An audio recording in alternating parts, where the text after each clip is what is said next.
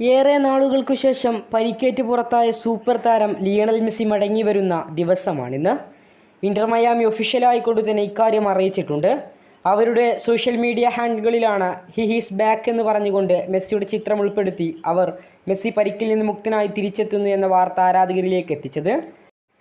Super താരമായ Messi നിലവിൽ 3 ആഴ്ചത്തോളമായി പരിക്കിൻ്റെ പിടിയിലായിരുന്നു.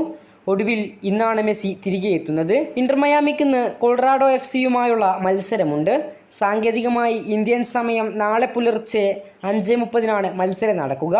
നമുക്കറിയാം മെസ്സി ഇല്ലെങ്കിൽ ഇന്റർ മയാമി അതിദയനീയമായ അവസ്ഥയിലൂടെയാണ് കടന്നു പോകുന്നതെന്ന്.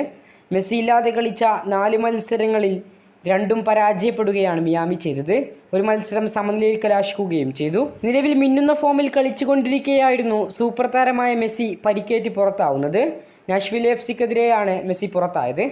തിരിച്ചു വരുന്ന മെസ്സിയിൽ മാജിക് കാണാനാകുമോ എന്ന ആകാംക്ഷയിലാണ് നിലവിൽ മെസ്സി ആരാധകരും മിയാമി ആരാധകരുമുള്ളത്.